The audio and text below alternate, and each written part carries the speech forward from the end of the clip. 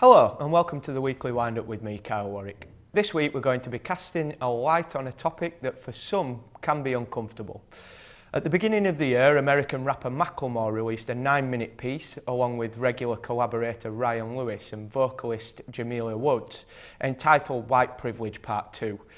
The track, free to download on iTunes, discusses some of the problems facing the black community in America. The song also ponders a white artist's place in a medium created by black people. Following the release of the track, Macklemore came in for both praise and criticism from across societal spectrum, whether it be for not providing any answers to the issue of white privilege or from white people refusing to accept that such a thing as white privilege could exist. The track highlights Elvis Presley, Miley Cyrus and Iggy Azalea as having benefited from white privilege whilst appropriating black culture, and Macklemore has called out Eminem as being another rapper who has benefited from white privilege. To what extent are these points fair? Here to discuss this is Nigel Cudjoe, AKA Asaviour AKA Savvy. Savvy is the founder of Saving Grace music label imprint and social enterprise in Huddersfield. He's highly respected in the UK hip-hop scene and he's well known for tracks such as So Northern, People Under the Weather, coincidentally one of the first vinyl I ever owned, and Homecoming. Welcome to the programme, Savvy. Hi, thanks for having me. No problem. So firstly, I'd like to start by pointing out that Macklemore's an American rapper. Yeah. There's a huge disparity between society in America and in the UK.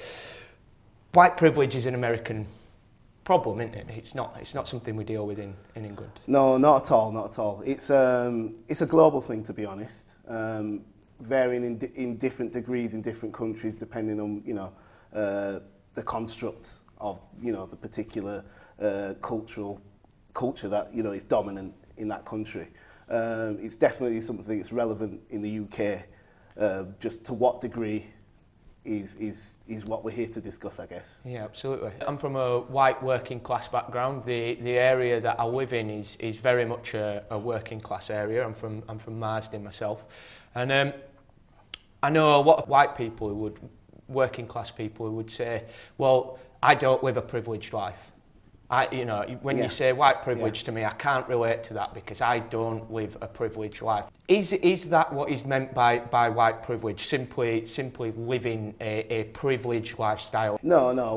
Like I said, we kind of go back to that point of, I said that white privilege is quite like it's almost a scale. It's kind of wide and encompassing a lot of different issues. You can have white privilege, like we said, an E tonight, or just royalty or a bloodline that's associated with power. You can, you own the land that people have their houses on, and it could go all the way down to someone who isn't well educated. To be honest, there are many ethnic families that are wealthier than theirs, but they can still take advantage of the advantage of association, the acceptableness of being white. Like someone who's working class could scrub themselves off, put a suit on, and play the role of wealth and possibly get somewhere, whereas it's a degree a little bit harder via the colour of your skin, although that is changing just by the nature of the global market and the world is changing. I think I live quite a sheltered,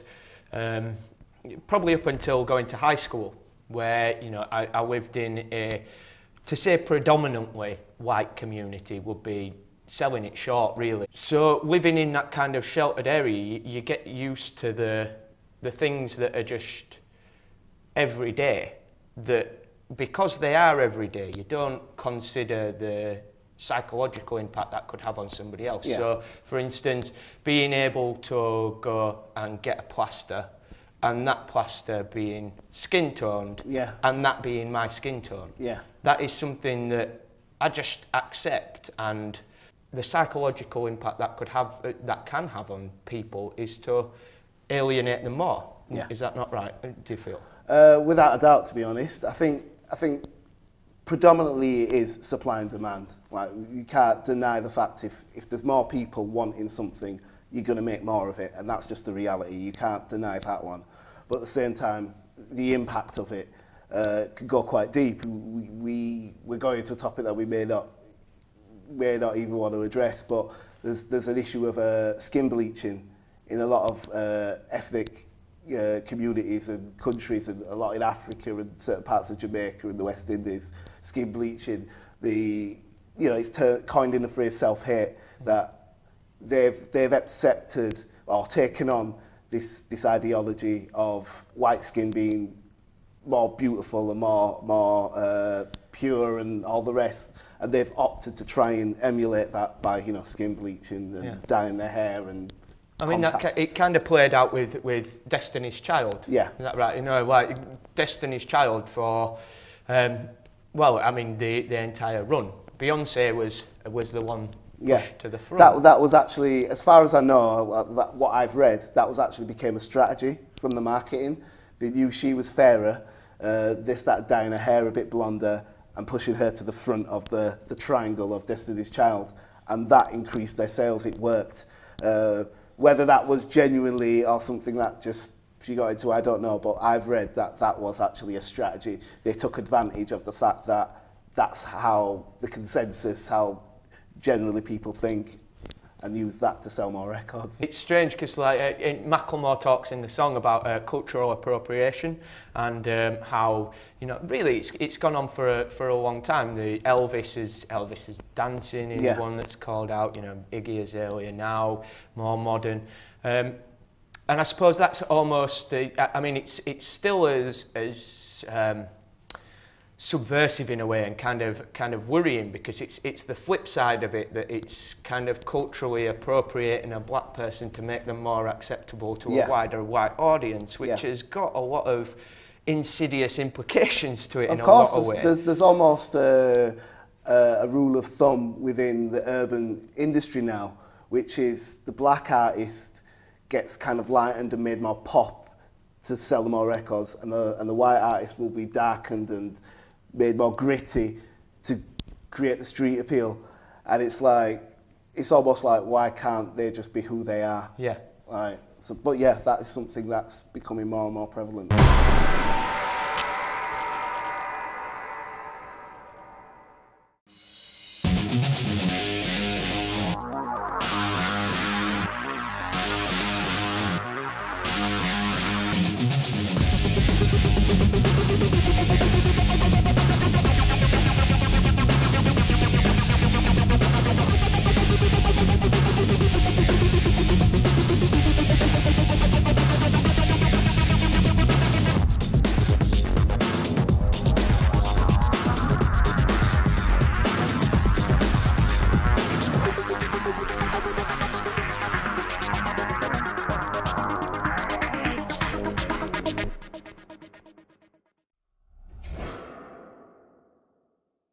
However large or small your business, attracting new customers requires dedication and a lot of patience. Just like fishing, but you also need the right gear. Rods, reels, lines, hooks, sinkers, lures, tackle box, tackle bag, net, bait, gaff, gloves, clothes, and pocket knife lunch. Or you could simply advertise with KLTV. Online, grow your business and your clientele. KLTV, your vision made reality.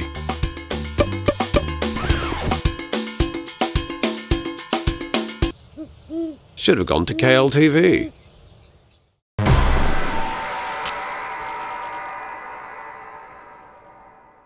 You can say that maybe Elvis was cultural appropriation, misappropriation, but the Rolling Stones were cultural participation. Yeah.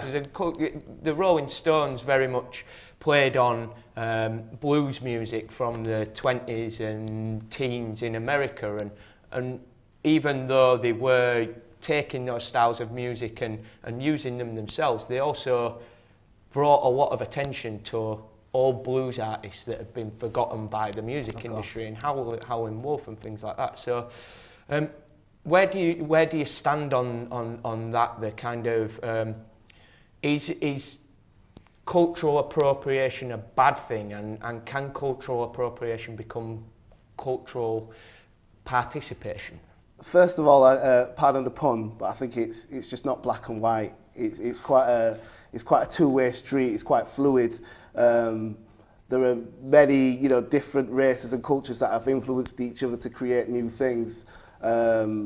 even from music to cuisine to, it's just so open, like artists just influence each other. It's where you take something and you're almost creating a parody of it. And you're, like I said, where I jumped back to say Iggy Azalea, and where she's using like a caricature of, she's not even American, she's Australian, but she's watched something, a little bit of it, not really looked into it, and then kind of taken the most comical parody kind of version of it and used that to just straight cash in. Yeah. Whereas, like we talk about artists like Eminem or Rolling Stones, there's the influence that are crossing over to influence the next generation. There's no way you could really say they've stolen something or made a mockery of it. They've really interpreted it. Yeah. And I think there's nothing wrong with doing that ever.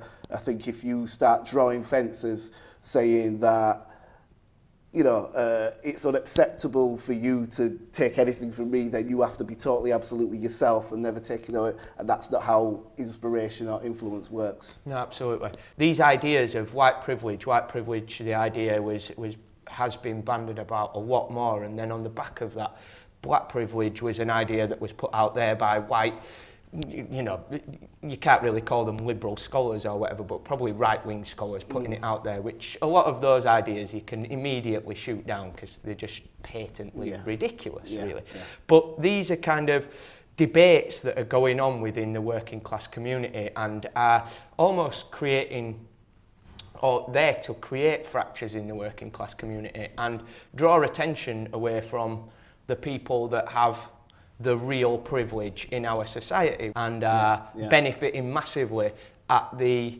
expense of the entirety of the working classes.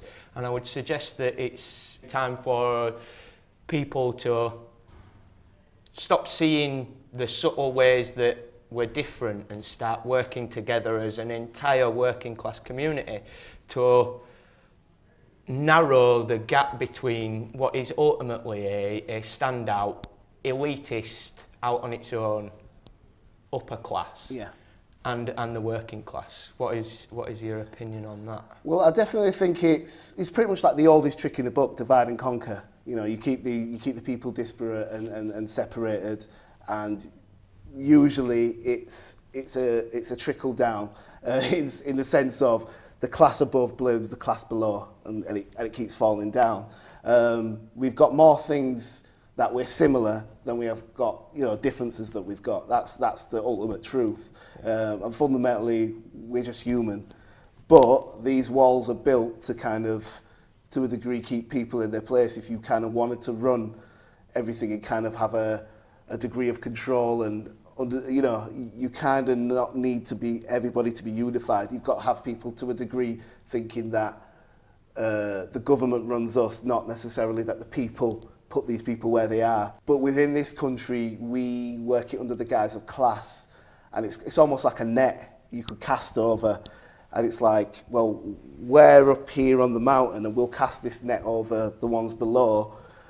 We'll generally, the working class are going to be the working class are going to be from more ethnic backgrounds, but we'll also take out the white working class as well, but whatever, they're scum anyway. Yeah. So we'll take those out. We'll create a system where it's almost you work to die, and you've got people working in their jobs, 0-hour contracts until they get to that age, and then you get nothing, and we're on to the next set because you might have reproduced because the way we've set this up, absolutely. But ultimately, we need to generally the masses need to understand we've got more similarities than we have differences. And so just to tie up really, like if people wanted to find out more about your music, if they wanted to find out more about Saving Grace, where would you direct them to? You just need to go to my website, which is www.saving-grace.co.uk. You can find anything about the artists, my music, the social enterprise, anything you want to find out, you can find it there. That's great. Thank you for this conversation today, Savvy. It's been great. Yeah, thanks for your time. It's really interesting. So, obviously, this is a wide-ranging topic that pertains to much more than just culture and affects different people in different ways. If you've been affected or would like to comment on anything you have heard in our programmes, you can do so by email, info@kirkleeslocaltv.com. You can search for us on Facebook, Kirklees Local TV. or you can use the handle @theweeklywindup on Twitter. Join us again on Friday for another weekly wind-up. From all at Kirklees Local TV, see ya and goodbye.